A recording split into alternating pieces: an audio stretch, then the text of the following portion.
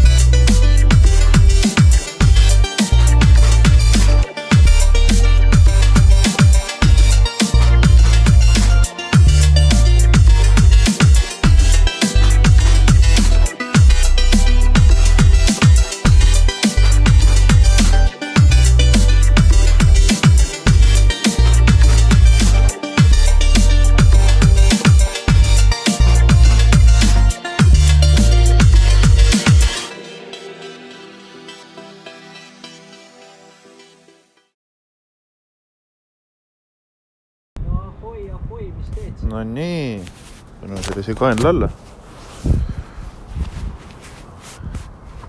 Tuled ka kaadrisse või? Ma tulen ka pildile. Tšau! Ma võtan mütsi ära, siin on nii soe, päike paistab juba. Siin on juba päris hea. Mis sa tahtsid rääkida? Ühesõnaga, siin on meil 2 Volvot. See on nüüd siis kliendi oma. Klient tõi meile auto, mis on siia juba siis mootor vahele tõstetud, enam-vähem kõik ära ühendatud, aga puudu oli siis juhtmetöö. Ühesõnaga oligi eesmärk see, et mootoril vahel paneks asja lihtsalt käima. Et mis üldse on vaja teha selleks, et see trikk ära teha, on põhimõtteliselt mootor vahele. Siin on tegelikult kasutatud veel siis selliseid Bolton lahendus mootori käppasid, mida saab poest osta. Siis on vaja kardaan paika panna, keegukangi joovastik teha, jahutustorud, salongiradikatorud, roolivõimenditorud, kõik on enam-vähem, ütleme niimoodi, et siin sõltub, mis radika kasutada ja nii edasi, laias laastus on võrdlemisi lihtne, et ei ole midagi konti murdvat, ainukene teema on kardaan. Kardaaniga on kusjuures huvitav lugu see, et ZF-kasti kardaani ots sobib 1:1. Vist veits lühemaks või pikemaks, ja peast ei mäleta. Ühesõnaga, siin saigi tehtud juhtmestik, auto käima pandud, siin mahlad sisse valatud, natukene esimesi vigu fiksitud, et põhimõtteliselt nüüd auto käivitub, sõidab, saab ära sõita. Juhtmestikust kasutad originaaljuhtmestikku, kõik on otsast lõpuni nii-öelda plug and play selles mõttes, et originaalaju läheb külge ja tegelikult kui nüüd sealt ühest pistikust siis lahti võtta, saab otse selle nii-öelda kogu kompotist maha tõsta ja kas või vajadusel järgmisel autol edasi tõsta, et täiesti selline hästi toimiv lahendus.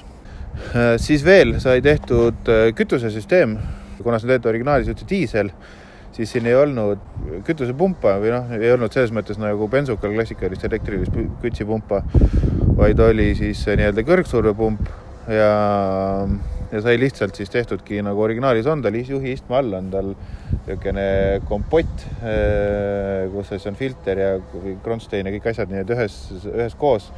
Sai ehitatud selline originaali lähedane jubin ja sai pandud siis originaal Volvo pump, millest on selle mootori vabalt hingavana küll ja veel, et see süsteem ära toita. Nii et see oleks mul siin suu juures. See on minu enda projektikas. Kunagi sai ostetud ja alustatud siis sellega, et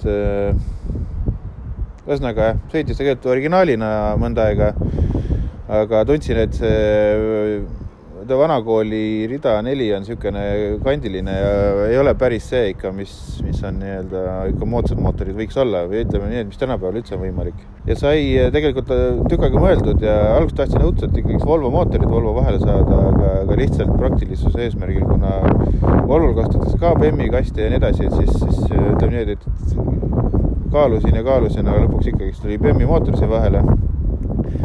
Et see on siis M52 TUB28 ehk et originaalis 2-vaanosega variant on ümber tehtud 1-vaanose peale ja on kasutatud siis M50 sisselaske kollektorit, kogu seda kompotti juhib siis Vemsi progeaju.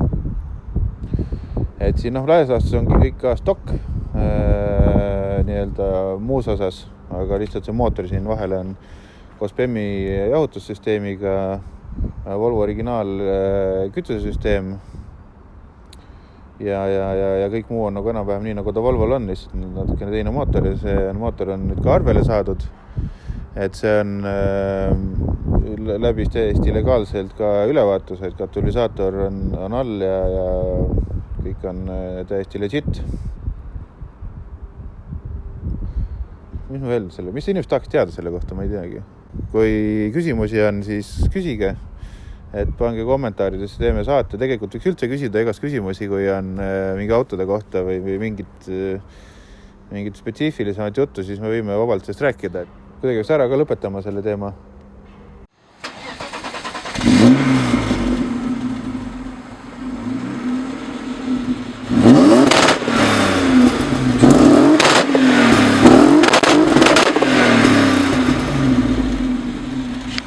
Kärtsub küll, näe.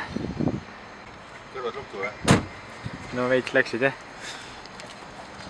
Siin müdistad, näe. Ega rohkem järgi mida öelda. Peace out. Jaa. See you next time.